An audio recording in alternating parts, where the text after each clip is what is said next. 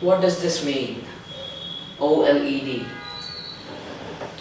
What is up guys, Sachin here from Chipmunk Uploads, and you may be familiar with the terms like LCD, LED, CRT, PDP, AMOLED, Super AMOLED, OLED displays or quantum dot displays, but do you know what they mean? So in this video I'll be explaining what is an OLED display. OLED is nothing different from LED displays, but it is an organic light emitting diode.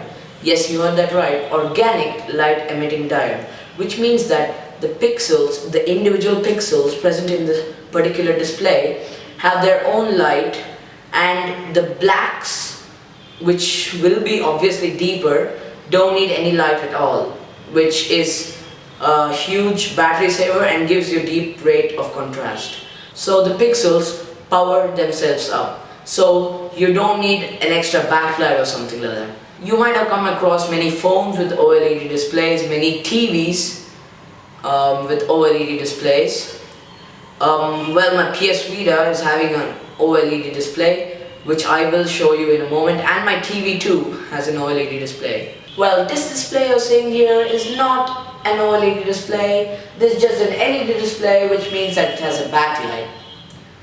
The pixels don't power themselves, which makes it a very less energy efficient device. So the Samsung Galaxy S4 has an OLED display, which is really good, and it's very battery efficient.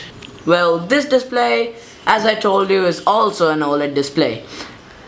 As you can see in this type of display, the contrast rates are really high, blacks are really deep. This is Jurassic Park 2, which I've chosen as a movie as it has really good reflections and colors, and as you can see the colors are pretty good on an OLED display, better than an LED display. And this TV is really power efficient as the display consumes most of the power, and this TV does not consume that much power either. Well, this display however is just an LCD display.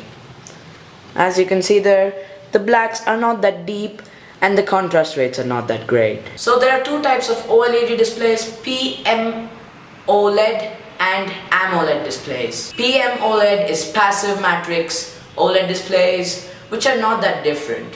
Well, Super AMOLED displays or AMOLED displays are just active matrix displays, which also are not that different. So what are the advantages of an OLED display? The blacks are deeper, greater contrast rate, it's thinner and lighter, which is a very good thing as Apple can actually use this, but Samsung is using it the most in their top of the line phones like the S5 and the S4. All are OLED displays because it's power efficient, it's thin, it's light, it gives deeper blacks. Well, an OLED display is also flexible. It is very thin and light, as I told you, as an advantage. It has a really fast response time. So there are just two disadvantages of an OLED display. The first one is their lifespan. Well, LCDs, LEDs and CRT can stay for a long time, but OLED after 1 hour of use or so, it gives a very bad outdoor performance. And the second disadvantage is water damage. As you may know, OLED displays are made out of organic matter, which can get damaged due to water, which is a really big disadvantage. So what Samsung did is in their S4 and S5, in the S5 especially, to make it water resistant, as it was an OLED display and the organic components can be damaged, they put a layer of rubber, a thin layer of rubber, which just didn't allow water to seep through, which is very good. First time. Cheers, Samsung. So, as you may be knowing, at CES 2015, the BMW cars used OLED tail lights. That's right, you heard me right, OLED tail lights.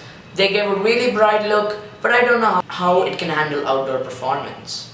As I've told you, my PS Vita also has an OLED display. This is a 5-inch OLED display which has really deep blacks, as you can see there, and really nice graphics. But after maybe 2 hours of continuous gameplay, the screen starts to dim out and it really needs to take a break. As you can see there, the contrast rates are really good, as in the Call of Duty symbol here, which is very nice. Viewing angles on the AMOLED display are not that bad, but it's kind of okay compared to IPS panels. Anyways guys, thanks for watching this video. Hope this video helped you. I will leave a link down to the Wikipedia page of OLED displays. You can read a lot of things in there. And thanks for watching guys. I'll see you guys in the next one.